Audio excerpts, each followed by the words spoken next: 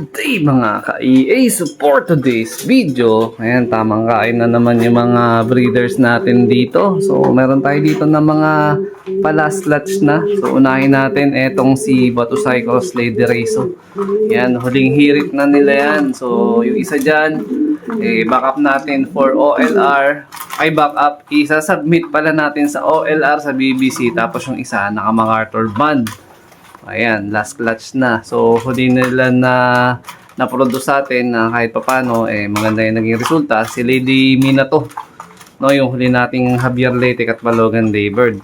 So, pagpapahingayin natin to. So, more or less siguro mga 4 to 6 months ang pahinga. Baka by December na yung kasaulit nito pag nag-breed tayo. Tapos, dito naman, huling clutch na rin ni Lady Mina to at Frankie Boy. Ayan. So, meron silang pipisain dito by June 25 ata. Mga ganun. Or June 20. Ayan, hindi ko masyadong ma-recall. Pero nakasulat naman yan sa whiteboard natin eh. So, last clutch na rin dito sa baba. Last clutch. Pero ito, pwede pa tayong humirit ng isa dito. Ito yung direktang tatay ni Red. Ayan o. So, meron silang papisa dyan. Dalawa. Yung isa, backup natin for OLR. So, ito yung gagawin backup. Yung isa, available for out. Ayan. Doon sa magkaka-interest, PM na kayo sa ating Facebook page. Ang pair niya dito si imported, yung napanalunan natin sa BBC Awarding 2 years ago. No? Galing yan kay Sir John Lasatin or Mayor John Lasatin ng Pampanga. Imported dyan na ibon. So, isa yan sa mga niline up for raffle nung awarding night. Tapos ito, ayan, ito yung unang-una na MacArthur banded natin na may ibu-viewing natin. And hopefully, hindi mag-overfly kasi isa sa mga malungkot na nangyari nitong mga nakaraang araw. Bagamat paikot na natin yung isa nating abuyog cup na banded, talagang pagmamalasin, nawala pa. Paikot na natin yun ng halos 2 linggo pero di ako ubod. Hindi ko ubod maisip na ba't nawala pa. So sana hindi na madagdagan yung mawala natin na ibon. So ito, isa dun sa 3 natin na MacArthur banded na nasingsingan. So isa, 2 yun nandito, pangalawa, tapos pangatlo yun nandito. Ayan, ito tatay naman to ni Batusay. So halos yun lang din yung pinapaikot natin na line na nililipad yung kung ano yung mga mas proven natin. Pero may mga sinusubukan tayo dito na infusing. Actually, meron naman din mga lipad dyan. Pero syempre, hindi mo pa rin makapa yung or hindi ko makapa yung tamang timpla nung pairing kung saan tayo huhugot ng magandang mix ng dugo. Pero subok lang ng subok. No, kagaya nito. So, may anak ako nito na susubukan natin sa One Loop Race. Meron din dito sa atin sa loob ng loop.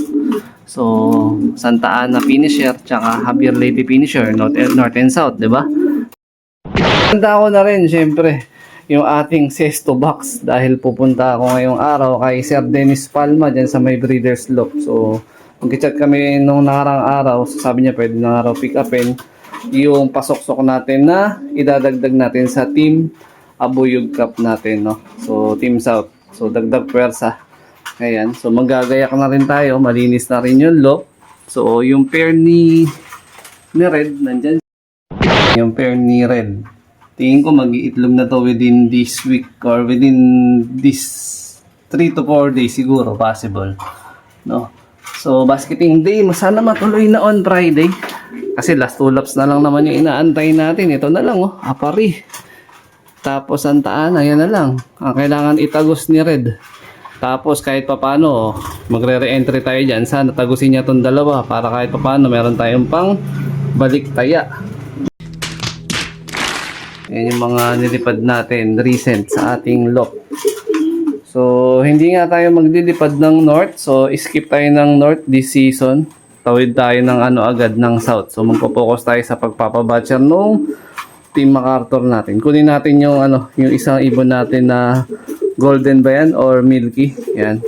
Gandang kulay nito na naka MacArthur band natin. A few moments later. Yun mga ka-EA. So ito is Magnest Mate. Ayan.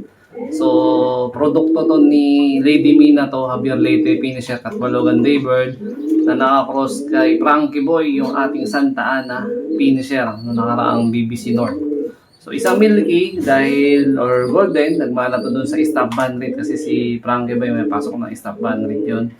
Imported. Tapos ito naman, possible nagmana na to kay Lady Mina to, yung ating line ng Javier. So si Lady Mina to, direktang anak din yun ni Batusay natin, no? So ang nanay naman niya, si Lady Rizzo. So yun yung pinapaikot natin ng mga line dito. So ayan, no? Kaiba kulay. Ayan. Isang ibon na checkered tsaka golden check. Golden check na yon is for ano natin yon, BBC OLR natin pang entry. Yun na lang yung OLR na hindi pa natin nasasabitan. So meron din tayong partner dyan. Shoutout kay Idol Raymond. Ayan. Ito yung naka MacArthur band natin. Ayan. Tatlong ring band lang to. So hoping sana wala naman mag-overfly. Medyo may pagkabangkain din yung katawan niya. Pero magmamature pa to, lalapad pa to. Pero maganda na hipon ito. Ito ganda ng dibdib. Ayan. Uy. Di pa tayo nagsisimula mag-viewing dito. Baka isabay ko na doon sa makukuha natin mamaya kay Sir Dennis Palma.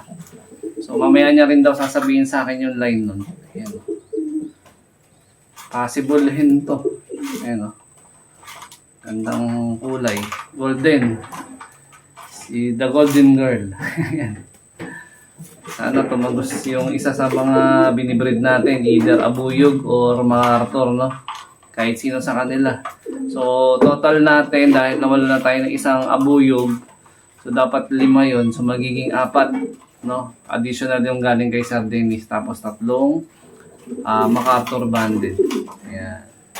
So, sa papabatcher pa lang, hirap na tayo. Nabawasan na agad tayo. So, sayang yung effort, sing-sing, yung line, 'di ba? Yung panahon. So, ang dami na sayang dun sa isang ibon na yun. Tama po ba yun? 75 years later. Time check natin. Ayan, 7:20 na. Kailangan ko na mag-asikaso dahil sabi ko kay Sir Dennis, alas 8, alis na ako dito. Madidigo na ako. Ang problema, so may batch na ikot yung mga ibon natin. Team South kasama si Red. Ayan. Kanina, nandito lang sila sa may poste. So, hindi ko naman mataan kung nasan na sila eh. Malamang sumabay dun sa paronda ng mga kasama natin dito.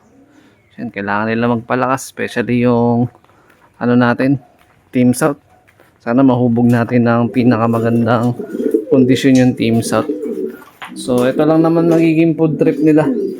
Ayan, nagbibigay pa rin tayo ng protein, no? Tapos, ayun, nakikita ko na yung anino nila. Parang nagdilipara na sila eh. Ayun, no? Oh, ayan, isang umiikot. Ay, hindi ko ibon yan. Hindi ko nga ibon yun. Kanino kaya yun? Nasaan yung mga mahinang nilalang natin? Bibigay ako breweries. So, supposed to be, dapat isang buo na yung breweries eh. Nakakabulol ah. Dahil na-postpone nga. So, tagkakalahati. Balik tayo sa tagkakalahati dun sa supplement na binibigay natin. Sana maging maganda pa rin yung outcome ng karera natin. Apari and Santa Ana. So, nakaka-excite na nakakaba. Kasi hindi natin alam kung uuwi pa ba. And then, nakaka-excite kasi pagka umuwi at mag-clock, talagang iba rin. Nakaka-overwhelm din talaga yung saya. Pagka ganun.